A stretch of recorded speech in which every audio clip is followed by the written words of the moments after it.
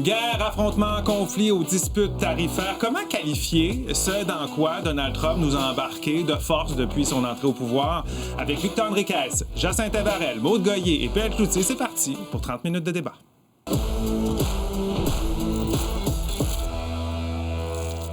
Ça fait maintenant plus de 8 semaines que Donald Trump a retrouvé le bureau aval.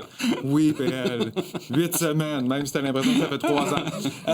8 semaines au cours desquelles il n'a pas cessé de répéter un de ses mots chouchous. En fait, le plus beau mot du dictionnaire, selon lui, tarif.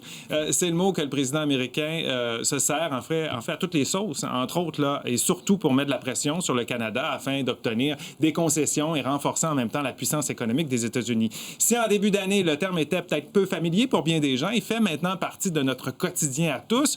Le conflit tarifaire dans lequel nous a plongé Donald Trump occupe une énorme place dans l'espace médiatique. Peu importe ce qu'on est ou ce qu'on fait dans la vie, on est ou on sera tous et toutes touchés à un moment donné d'une façon ou d'une autre par ce changement majeur dans nos relations avec nos voisins du Sud. Canada has been ripping us off for years. On est prêt à se battre quand c'est nécessaire. C'est le genre de réplique qui défraie les manchettes au quotidien depuis le retour de Donald Trump à la Maison-Blanche en janvier. Without us, Canada can't make it. We need to end the chaos once and for all. Les menaces tarifaires du président américain et ses nombreux changements de dernière minute ne sont pas bons pour notre santé mentale, selon les psychologues. Le contexte d'imprévisibilité en soi crée du stress, crée de l'anxiété. Est-ce que c'est imprévisible ce qui se passe en ce moment dans le monde? En tout cas, moi, je connais pas personne qui peut me dire « Oui, Trump va faire ça, telle personne va réagir, ensuite, nous, on va fonctionner comme ça. » Non. Plusieurs personnes rencontrées sur la rue nous ont avoué être inquiets des effets des tarifs douaniers sur leur portefeuille. Il y a un stress qui est pas facile, c'est qu'il y a une récession qui pourrait être là. Il y a des tensions qui montent. On peut les voir dans les commentaires sur les réseaux sociaux et tout. C'est rendu comme Canada versus États-Unis. Tout le monde s'inquiète, mais bon, on n'est pas vraiment en maîtrise, nous, de ce qui se passe. Pour contrer cette angoisse, l'Ordre des psychologues du Québec recommande aux gens de s'informer auprès de sources fiables, mais avec modération. Quelqu'un qui a une personnalité anxieuse, c'est une personne qui est bonne à détecter les menaces. C'est sûr que quand on dit des mots comme ça, guerre tarifaire, ce que le cerveau fait, c'est menace, menace, menace, menace, faut que je me prépare. Il est aussi conseillé de ne pas rester rivé devant les notifications sur nos téléphones et de se recentrer sur le moment présent. Ça a l'air de rien de focusser sur le moment présent, mais en ce moment, ça peut être vraiment important. Notre question ce soir, les médias doivent-ils revoir leur façon d'aborder le conflit tarifaire avec les États-Unis? Premier tour de table. Victor, qu'est-ce que tu en penses? Ta position là-dessus? Non, on n'a pas à revoir, on n'a pas à essayer de normaliser ce qui se passe. Ce qui se passe, c'est grave. C'est une attaque à notre souveraineté, c'est une attaque sur l'économie. Prépare-toi au pire parce que le bonheur, c'est facile à gérer. C'est le dicton préféré de mon associé. Et je pense que ça s'applique bien parce qu'il faut qu'on soit prêt. Jacinthe. Oui, il faut arrêter de décrire l'écume et les vagues qu'on voit à la surface de l'eau. Il faut plonger et aller en profondeur, aller voir les causes, aller voir qu'est-ce qui se passe sous le dessus très, très vagué et très brouillé. Aller voir en dessous, aller voir les causes, faire des liens. On a besoin d'approfondir. Je te souhaite pas de vague de Maude, là-dessus. Ben oui, non, en fait, non. C'est la question qui est posée. Non, je ne pense pas que les médias doivent changer quoi que ce soit. En fait, ce serait comme ça voudrait dire que les médias vont devoir commencer à évaluer, jauger, sous-peser leurs mots. La réalité que l'on vit, elle est brutale et c'est reflété dans la façon, dans le traitement médiatique qu'on réserve à ça. Sinon, ça serait comme si on cherchait à ménager les gens. Ça marche pas comme ça, là. PL. Oui. On devrait doser. Donald Trump est un narcissique fini et parler de lui comme ça à tous les jours, c'est exactement ce qu'il aime. Et je pense que d'en parler aussi abondamment, de cette façon-là, on n'aura jamais rien de lui. Et je pense que ça fait beaucoup. On pourrait slacker un peu. Je taboute. Il est taboute. Notre question sur Nouveau.info depuis 17 heures. On va regarder ce que les internautes en pensent en ce début d'émission. Eh bien, 85% des internautes pensent que oui, les médias doivent revoir leur façon d'aborder le conflit, alors que 15% des répondants nous disent non. Vous avez pas encore une idée, ou si oui, ben, vous allez balayer le code QR qui va apparaître. Vous répondez à la question ensuite. Vous pouvez commenter également. Parce que oui, si on voulait qu'on revoie la façon d'aborder, de quelle façon, qu'est-ce qui cloche, qu'est-ce qui marche pas selon vous, ou qu'est-ce qui est bien fait, vous pouvez nous envoyer ça par courriel sur X ou sur Blue Sky. On a bien hâte de vous lire en fin d'émission. Tiens, Vous me tournez un petit peu vers lui, mais je veux vous entendre un peu là-dessus. La grande question de l'info-anxiété. Oui. Toi, visiblement, ce sujet-là t'a créé de l'anxiété. Là, C'est ou que de c'est l'inquiétude. beaucoup. On suit ça de minute en minute. Ça commence le matin avec un tweet qui a été envoyé avant même qu'on se réveille. Et là, c'est analysé, décortiqué. Il y a un panel qui est là. Après ça, ça continue. Oups, nouvelle swing d'humeur. Là, c'est rendu autre chose. Là, dans l'après-midi, il y a des réactions. Oh non, à l'heure du souper, finalement, on s'est rétracté, tout le monde. C'est dur à suivre. Est-ce que vous en vivez au-delà? Je sais que vous regardez ça parce que vous savez que vous allez analyser, vous allez avoir à commenter. Là. Mais l'être humain derrière cet analyste que vous êtes, est-ce que ça vous rend anxieux parfois ou inquiet, cette guerre-là? Non. Pas du tout? Non, moi, au contraire, c'est le manque d'information qui me rend inquiet. Moi, ce qui m'énerve, c'est quand je comprends pas ce qui se passe. Puis, je suis d'accord avec ce que le Saint-Ève dit. Il faut aller en profondeur dans le dossier aussi. Il faut pas seulement parler des vagues. Il faut faire attention parce que des fois, quand on va en profondeur, on n'entend pas ce qui se passe au-dessus aussi. Donc, je pense qu'il y a un équilibre que les médias nous donnent en ce moment. Pour ça, il faut faire très attention parce qu'on a trop l'habitude, depuis la pandémie, de mettre la responsabilité sur les médias du ton de l'information. L'information, elle est factuelle. Ce que les médias transmettent, c'est des faits. Alors, il faut faire attention. Est-ce que dans nos analyses, des fois, on est un peu négatif? Oui, mais ça, c'est de l'analyse. Sauf que les faits sont ce qu'ils sont. Bien, on ne peut pas faire autrement que de regarder le 85 des gens qui nous écoutent, qui ont voté ce soir, puis qui disent oui, on aimerait que les médias traitent différemment. Mais ils nous disent pas comment. Non, mais on peut être sur la défensive et se défendre que non, ils n'ont pas raison, mais il faut être à l'écoute de ces gens-là. Et moi, je salue Bell Média, je salue Nouveau, d'oser discuter, ouvrir la discussion, nous permettre de nous questionner nos pratiques, questionner nos angles. C'est ça qu'il faut faire. C'est ce qu'on se fait reprocher par le 85 qui a voté ce soir. Bien, je suis assez d'accord. Moi, je suis journaliste, puis je suis d'accord avec Jacinthe Ève que c'est bien d'en parler puis de se poser la question, de prendre un petit pas de recul. Ceci étant dit, la réalité qu'on vit en ce moment, c'est comme au début de la pandémie quand on confinait. Donc, c'est sûr et qu'on déconfinait et qu'on se faisait mettre le couvre-feu. Donc, c'est sûr qu'il y a une partie qui est tellement inusitée, quelque chose qu'on n'a jamais vécu, qu'on se sent anxieux. Je pense que c'est normal. Mais c'est normal aussi que les médias reflètent ça.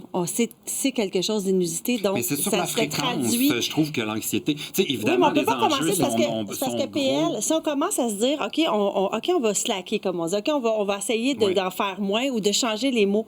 C'est comme un début de censure. On va Mais commencer à ménager, à se poser la question. Si on décide de couvrir Donald Trump, puis ça, c'est notre sujet, est-ce qu'on est obligé de faire 5 segments sur Donald Trump, et là, c'est sa Tesla à l'heure du lunch, puis là, après ça, c'est telle histoire après ça. Puis oh mon Dieu, avez-vous vu ce qu'il a dit sur un tel? Il se passe quoi ailleurs dans le monde pendant ce temps-là qu'on est tous en train de mettre l'attention sur Donald Trump? Et quand ça fait 8 fois est-ce qu'on en parle trop? Est-ce qu'on en parle trop? On va aller sur ce que PL nous dit. Est-ce qu'on en parle trop? Regardez aujourd'hui, il a convoqué les médias. Dans la base, quand il convoque les médias, il y a une chose, là, c'est qu'il y a une attention médiatique. Est-ce que Donald Trump, ça vend? La réponse est oui, ça vend.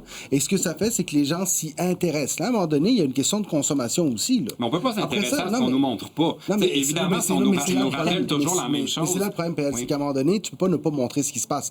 Puis je vous donne un exemple. Le conflit en Ukraine, Donald Trump est dans le conflit. Mais la réalité, c'est qu'on parle de l'Ukraine et de la Russie. On ne parle pas de Donald Trump. Mais il est mêlé à tout en ce moment parce que littéralement, ce que Donald Trump est en train de nous montrer, c'est que les États-Unis sont un pays extrêmement présent dans la géopolitique internationale.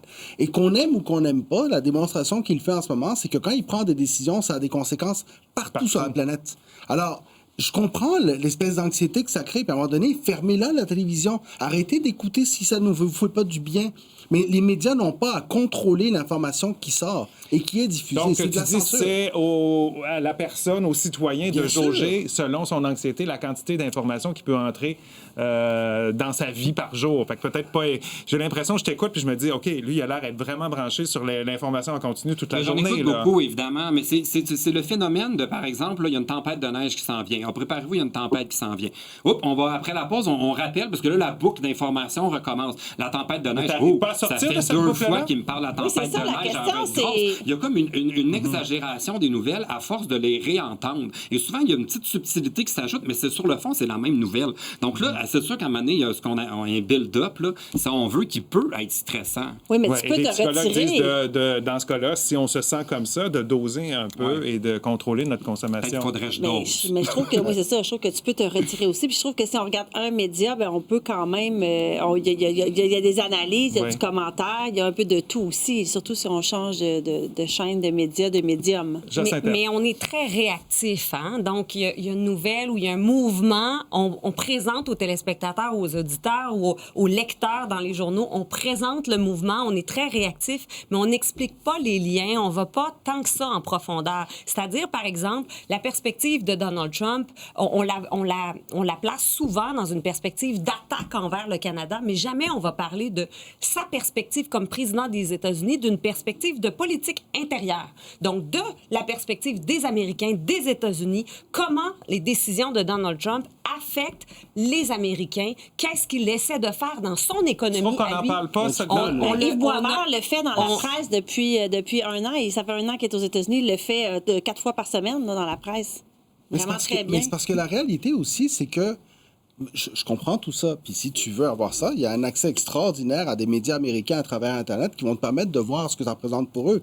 Mais moi, j'ai pas besoin de savoir ce que ça représente pour eux parce que je suis ici. Là, attends une seconde. Je comprends cette question de géopolitique, mais il faut faire attention aussi à une chose. La perspective qui intéresse les gens ici, c'est la perspective des Canadiens. Ce sont nos entreprises qui souffrent en ce moment. C'est nos entreprises qui perdent des emplois. C'est nos travailleurs qui perdent des emplois. C'est le monde chez nous. Alors, moi, je pense que oui, les médias ont cette responsabilité première d'informer les gens de ce qui se passe ici. Je dois aller à la pause, mais ce que je comprends, Jacinthe, c'est qu'on n'accorde peut-être pas ici, comme médias canadiens, assez de temps d'antenne pour comprendre pourquoi il fait ça pour les Américains. Absolument. Il faut comprendre pourquoi il le fait. Sinon, on ne présente pas l'ensemble des faits et des perspectives. Et on ne veut pas rendre les gens en panique. On veut qu'ils comprennent. Comprendre, ça ne veut pas dire endosser. Ça ne veut pas dire être d'accord. Okay. Ça veut simplement dire comprendre les dynamiques. Le monde est plus complexe que le bien et le mal ou d'un monde binaire de nous versus eux. Les médias doivent-ils revoir leur façon d'aborder le conflit tarifaire avec les États-Unis? C'est la question de notre grand débat de ce soir. Allez y répondre. N'oubliez pas de commenter également. Et on poursuit ça, nous, au retour.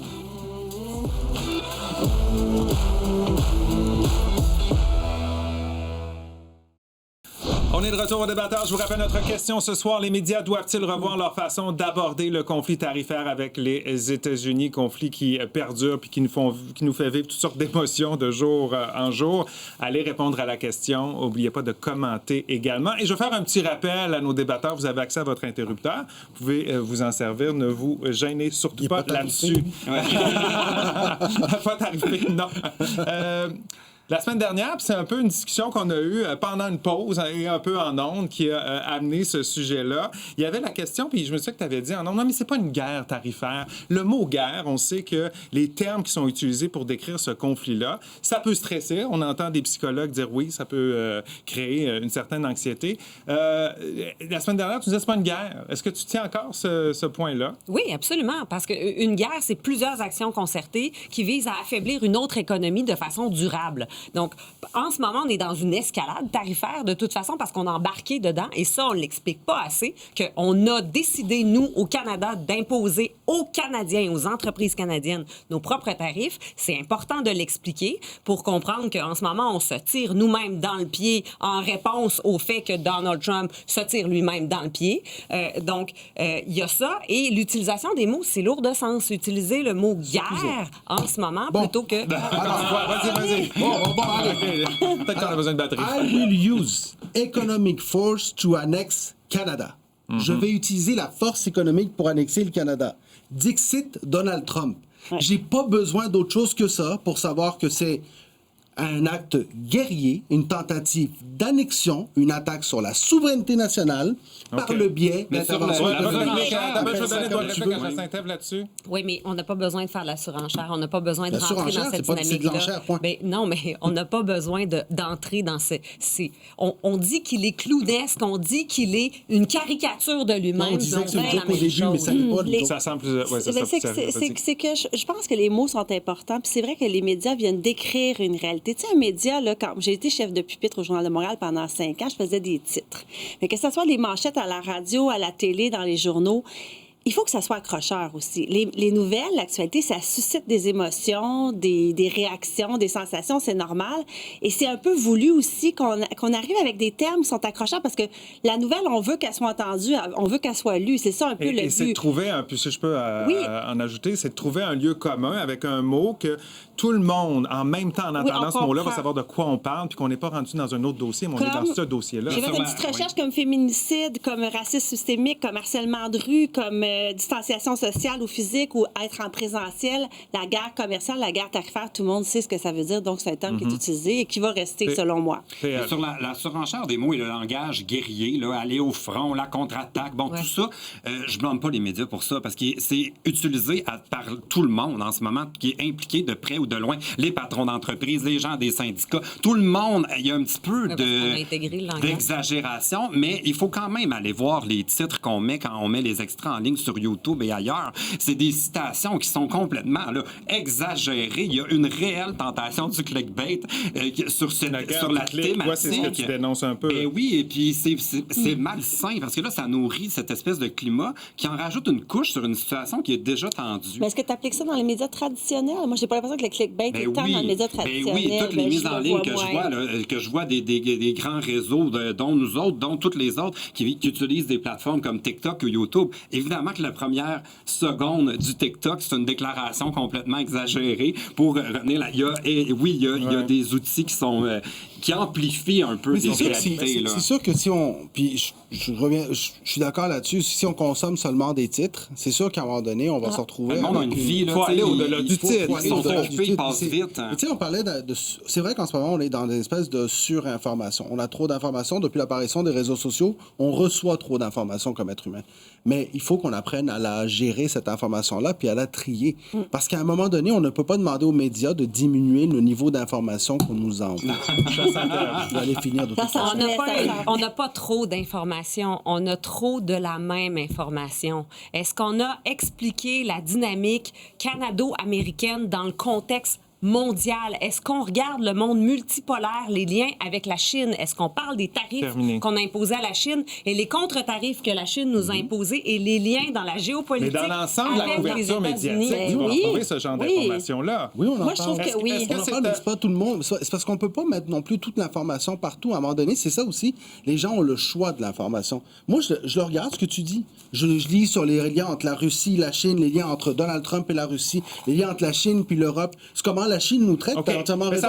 La Chine nous met des tarifs pour riposter aux tarifs américains comme si on était un ensemble. Parce que pour eux, on n'est pas encore séparés. Est-ce qu'on n'a pas une responsabilité comme citoyens, chacun d'entre nous, surtout dans une situation comme celle-là, comme c'était le cas un peu pendant la pandémie, on a une responsabilité de s'informer et de s'informer peut-être à notre rythme et d'aller profondément dans certains cas. J'ai envie de dire, on a une responsabilité de s'informer pour rester justement lucide, résilient, pour se former, se forger notre propre opinion, mais aussi, on a surtout une responsabilité en ce moment de bien gérer ses écrans et ses notifications. Mon Dieu, qu'on a de la misère. Ces notifications, c'est ça. On dirait que t'as voulu les insulter, les notifications en même temps. Non, mais c'est ça, mais détachez-vous un peu. Est-ce qu'on peut prendre un pas de recul et se dire, OK, là, j'ai consommé 30 minutes, j'ai lu mon journal, mes journaux, j'ai écouté la radio, j'ai écouté les nouvelles.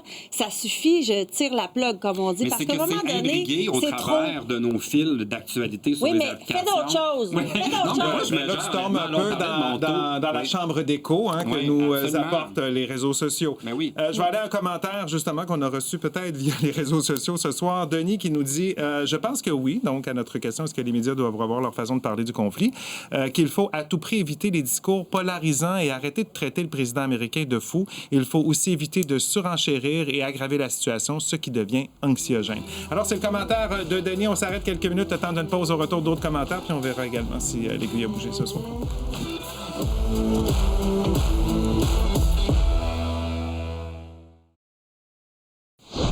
On est de retour. C'est le moment de lire quelques commentaires sur notre question. Est-ce qu'on doit revoir notre façon d'aborder le sujet de la crise, guerre, conflit tarifaire, on ne sait plus comment le nommer. On a entendu escalade. Oui.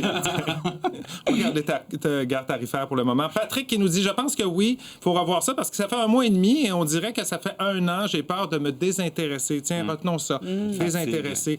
Louis-Philippe nous dit absolument, trop souvent les médias adoptent une approche émotionnelle ou idéologique, ce qui nuit à une compréhension claire des enjeux économiques. Et Jocelyne nous dit non, la population doit être informée de ce qui se passe et les médias remplissent très bien cette mission. OK, comment? On va essayer d'aller avec un peu de solution, là, un peu d'espoir, parce que je pense qu'on n'a pas fini avec ce conflit-là. Comment on peut en parler suffisamment, avec assez de profondeur pour que les gens s'informent, hein, qu'ils ne tournent pas le dos à ça et qu'ils ne se désintéressent pas avec le temps? Vos solutions? Bien, moi, je dirais que la solution passe beaucoup par le citoyen qui doit s'informer. Diversifiez vos sources d'information. Assurez-vous qu'elles soient crédibles. Faites attention à tout ce qui est dérivé de l'intelligence artificielle, puis juste à s'informer via les réseaux sociaux.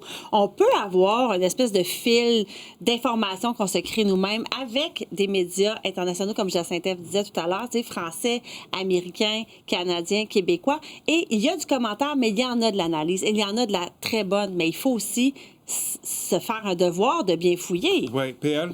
Ah, c'est compliqué parce que les gens ont des vies, ils n'ont pas que ça à faire non plus s'informer. Alors, ils vont peut-être voir le 2 d'informations qui ont été créées dans une journée. C'est compliqué, mais moi, je reviens un peu sur la même chose. C'est une question pour moi de dosage. Et moi, je crains qu'il y ait une fatigue qui s'installe à force de réentendre, et finalement, on va se désintéresser. Ouais, on ne sera pas plus avancé personne. Souvent, dans des questions comme ça, si on va un petit peu plus loin, on s'y intéresse un peu plus, on comprend mieux, puis peut-être qu'on tourne moins vite le dos quand on entend le mot tarif. Je ne sais pas ce que vous en pensez là-dessus, mais des solutions? On est devant une des presses les plus rigoureuses et les plus libres au monde. Et on cherche à la critiquer. Il faut faire attention parce qu'à se regarder, on se désole, mais à se comparer, on se console. Et quand on est ailleurs, il y a pas mal de journalistes qui sont plus manipulateurs que ce qu'on a ici. Jacinthe Èvre, en conclusion? Bien, c'est sain de se questionner puis de re-questionner nos pratiques. Les médias sont le 4e pouvoir et le 4e pouvoir, c'est un contre-pouvoir. Donc, il faut exercer notre contre-pouvoir à l'endroit de tous les partis politiques, à l'endroit de toutes les positions, toutes les postures. Allons voir maintenant si cette discussion a fait bouger l'aiguille ce soir. Avant le débat, 85% des internautes disaient oui, que les médias devaient revoir leur façon d'aborder ça. 15% disaient que non. Est-ce que ça a bougé? Oui. C'est de la désinformation, ça n'a pas de sens. C'est des méchants médias. 77% des internautes pensent que oui, alors que 23% pensent que non. Alors oui, ça a bougé un peu cette discussion-là ce soir. C'est sûr que nous, on va continuer de vous accompagner à travers l'actualité, soir après soir. Et oui, ça fait partie de l'actualité. Puis on a des gens ici autour de la table pour commenter ça puis vous accompagner là-dedans. Merci d'avoir été avec nous. Excellente nuit. On se retrouve demain. Bye bye.